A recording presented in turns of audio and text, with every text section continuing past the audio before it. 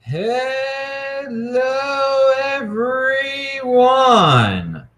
This is Adam Meister, the Bitcoin Meister, the Disrupt Meister.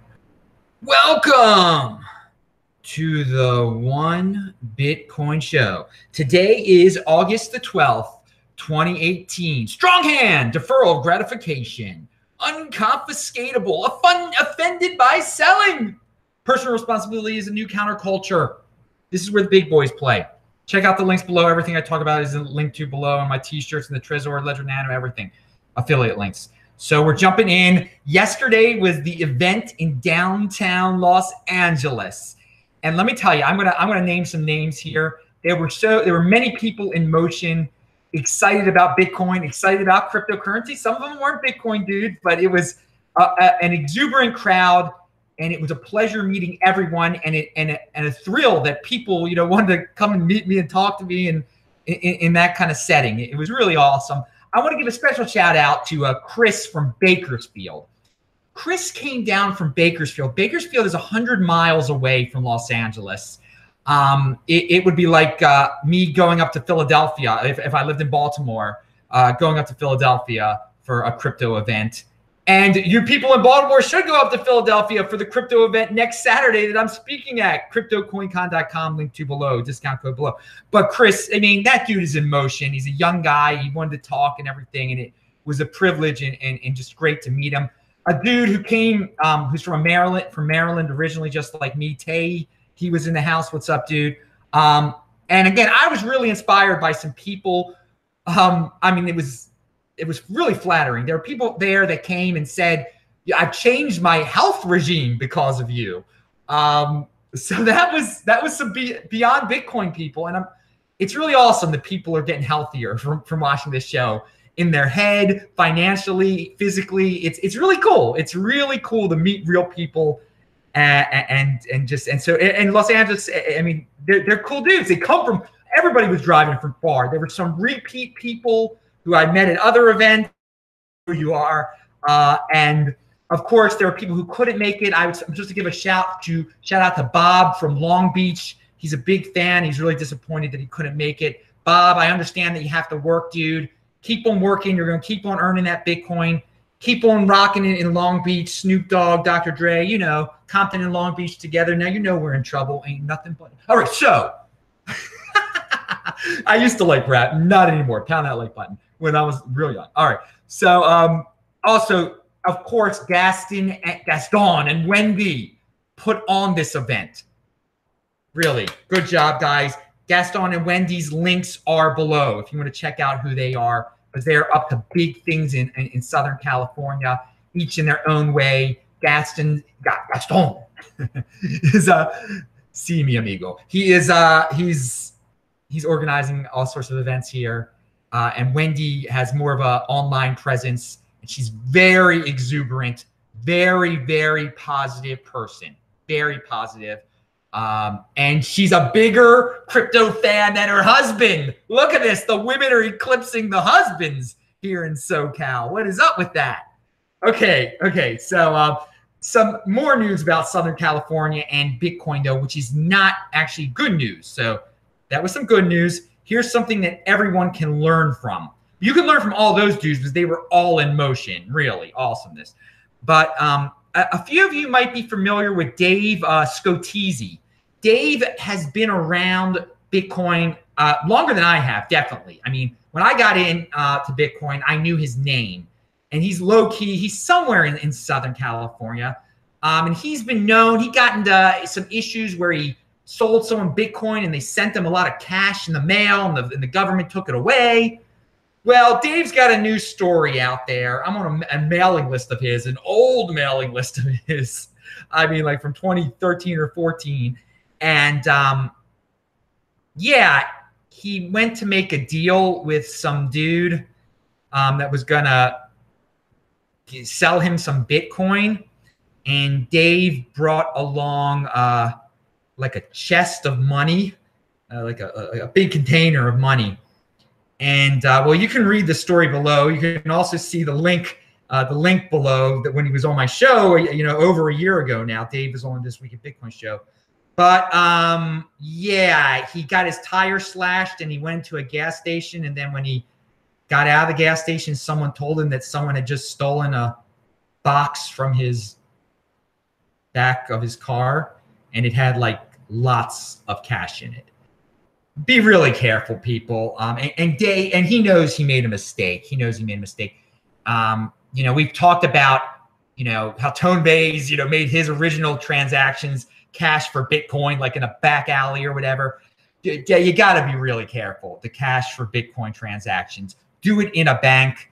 This involved a lot of moving around, and you can check out the story below. So hopefully, I don't think he'll be able to get his cash back, obviously. And I don't know how much it was, but like he shows the text messages, and it looked like he was going to buy like 13 Bitcoin or something, like a lot, more than 10. Okay, so remember, check me out on TechBot on Twitter, and my everything's linked to below. Disruptmeister.com. I'm Bitcoin Meister on Steemit. And also check out the archives. This Week in Bitcoin, we had a guy on from New York City who's, a venture capital guy. And he said on the freaking show, if you were starting a Lightning Network business, to contact him, that they're interested in that type of thing. So, that is an in-motion opportunity for people, a real life opportunity by watching This Week in Bitcoin, by watching this show. This guy, he's, again, watch Tuesday's show, Friday's show. He is linked to it below, and you can hear him say, if you're a Lightning Network person, contact him. And I contacted 2 people who should contact him and will be in contact with him. So you could do the same with your Lightning Network friends. There are real opportunities out there. I'm not saying he's going to fund your business, but he's clearly interested. He said it right on the darn show. Okay, so here is something by Jim Almendinger. Society raised me to live day to day. Bitcoin forces me to think in 4-year periods. 2020 halving. Pound that like button, dude. Yes, you're a long-term thinker. Don't just think about tomorrow. You got to plan ahead. You're not living day to day. You're living halving to halving. Again, long-term. This guy put it in words real nicely there. Check out his link. Check out his Twitter. All right. Okay, we're going to talk about that on Monday. Craig Ship. I told Craig Ship, hey, dude, you got to be in motion. You got to check out this D-Live thing. Post some of your things on D-Live. Bam. Craig Ship is a dude at his undisclosed location near Camp David. He's filmed me before. You've seen those videos. He's in motion. He put his video up, some videos up, or one video up there. So you guys too, if you're a content creator, I linked to Craig's link below. Maybe you'll be inspired to be in motion and monetize some of your stuff over at D-Live, which uses Steemit, which uses Steem, which you should, of course, turn into Bitcoin. Keep on getting that Bitcoin. Don't say, oh, I can't get any Bitcoin. If you're a content creator, yes, you can. You can definitely. And if you complain about YouTube, it's not paying you anything, then check out this D-Live thing, man. Craig Ship even did it, baby. He's in motion. Congrats to him. All right. Talked about the Lightning. All right. Nick Bhatia has a new article out about he calls it layered money. He's talking about Bitcoin and gold here. Bitcoin is often it's a good article, so it's linked to below. Bitcoin is often referred to as digital gold, but I'll propose a more specific analogy. Bitcoin's base layer is like the digital physical gold, while Lightning Network is like the digital paper gold, but without the counterparty risk. The second layer is unsettled and less secure, but initially infinitely more usable. Check out his article below. He shows you Bitcoin and gold through Lightning Network, combining them all, explaining how they're related. Good stuff. Okay. Crypto. This is from a guy, BitMax007. The name is BitMax. All right. Crypto Flippers Remorse. It's called Crypto Flippers Remorse. It's actually longer than this, so check out the whole thing. But the quote I'll quote from it If I would have just done nothing with my Bitcoin, I would have been set for life in a few years. But now I own bags of S coins worth little and an even bigger tax liability. Do nothing. Strong hand. Don't have crypto flippers remorse, dudes. All right. I'll be in Spokane, Washington on the 19th of September. But before that, I will be in Philadelphia speaking on the 18th. Of August, and Philadelphia on August 18th. All right, so let's get into this Bitmain thing here, okay? So Bitmain, they're gonna have an IPO. They published these financial reports in Chinese, but people have been translating them. Samson Mao starts off with, according to the Bitmain pre-IPO investor deck, they sold most of their Bitcoin for Bcash at $900 per Bcash. They've bled $500 million in the last 3 months. If Bitcoin devs didn't disclose the Bcash vulnerability, it could have wiped $1 billion off their balance sheets. Okay, so there's your start there. Then Matt Odell really covers this. So check out this link for Matt Odell below, because he goes into more depth about this whole Bitmain situation. Bitmain IPO. Their upcoming IPO makes a lot more sense now. Bitmain currently has a $500 million bag of 1 million Bcash that they can't sell without cratering the price. Even just selling a fraction could spook the Bcash market. The IPO is a way of selling it without selling it. And here's Whale Panda really explaining it. By investing in the Bitmain IPO, you're giving them money to act as buy support for Bcash. Why now the sudden push for IPO? Since they can't support the price anymore and they realize they've made a huge mistake. So basically, in conclusion, they're going to raise a lot of money through this IPO, and they're probably going to keep on propping up the price of Bcash. They'll be able to function. They won't have to sell the Bcash now. If they sold the Bcash, the Bcash would lose a lot of money, lose a lot of value. Excuse me. So there you go. That's part of all this. There's a lot more in the Matt Odell tweets that shows they don't own any Bitcoin now. I don't think they own other altcoins. Bitmain. I mean, they're gonna be a 60. They claim they're gonna do a lot of artificial intelligence. They're gonna 40% of their business is gonna be artificial intelligence one day. It's interesting. Bitmain is a big player in the space, so we gotta cover this. And of course, people are interested in is Bcash going to pump again? Well, if they have their IPO, they'll have a better chance of maintaining everything over there. Definitely, there's no doubt about that. Again, it's all cyclical. It'll pump. Maybe the Craig coin will form as a fork of it, and that'll make it pump. Don't buy it, dudes. If you have it for free, whatever. Sell it when it's more. Just Bitcoin is Bitcoin. Bitcoin's the next Bitcoin. All these other dudes are pretty centralized, and they have IPOs and ICOs and propping up price. And anyway, speaking about from before, we're talking about people in California being in motion. Daniel, 21 Million Club down in Mexico is in motion too. He just started a new business. It's called justlearnbitcoin.com. I think that's pretty self-explanatory there. He's teaching people the ins and outs of cryptocurrency of Bitcoin. So Daniel, it's great. Justlearnbitcoin.com. It's linked to below. Check him out. He'll do all sorts of consulting and help. And Vincent MGTOW over in the super chat sent $5. Thank you, dude. I'm not as good a man as Adam. I had B-Trash in my sights. I'd pull the trigger. If my chest were a cannon, I'd shoot my heart at them. Well, that's very poetic. Obviously, you did it.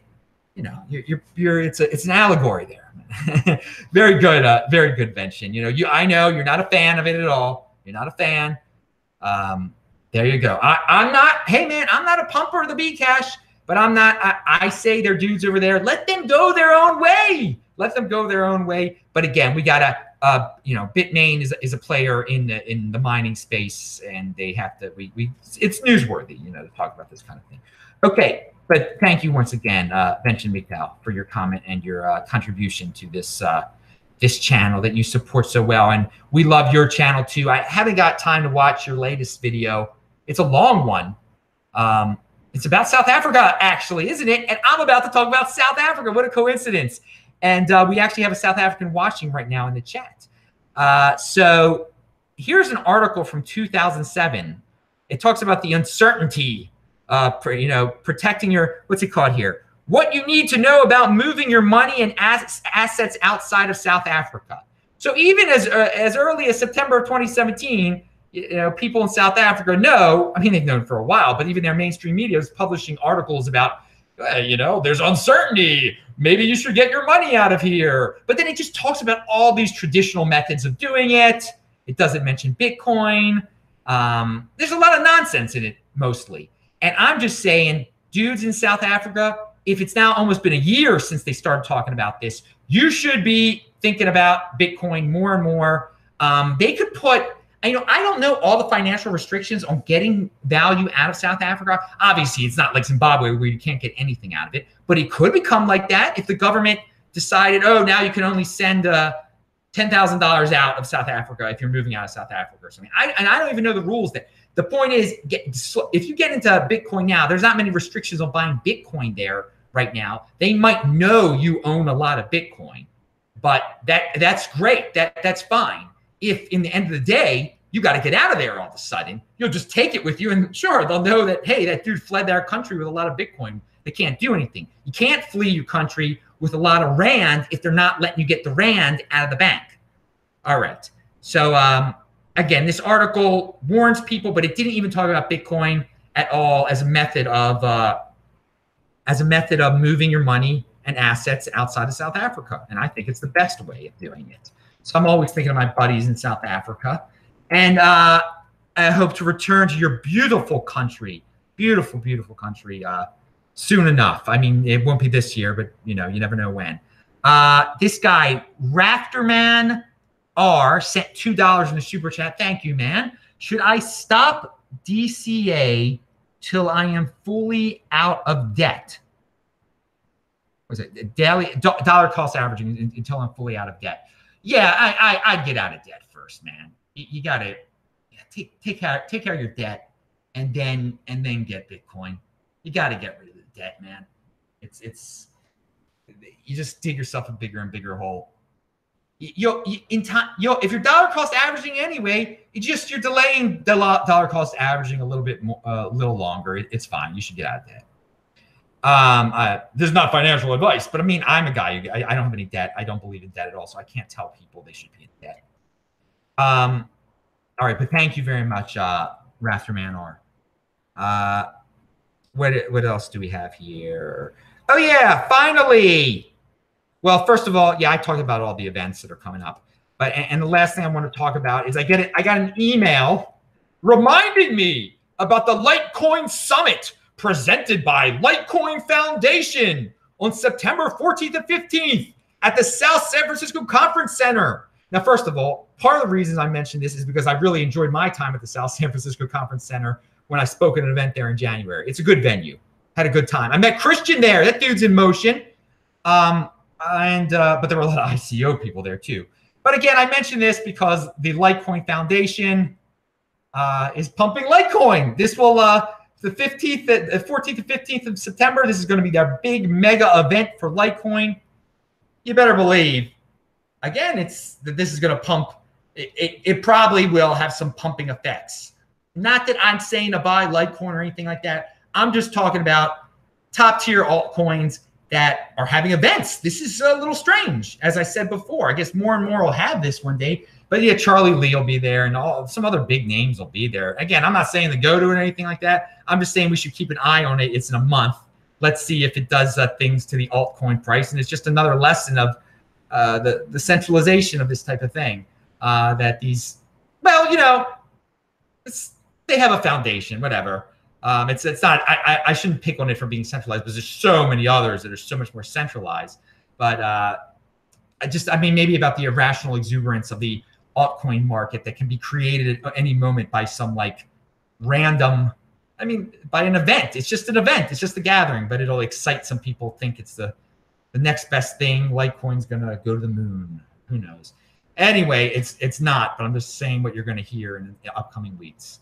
Okay, pound that like button. I'm out of here, people. I'm Adam Meister, the Bitcoin Meister, Disrupt Meister. Remember to subscribe to the channel, like this video, share this video. Check out the notes section below. I'm going to walk around Hollywood a little bit, get my post-meal walk in. I'll see you later. Bye-bye.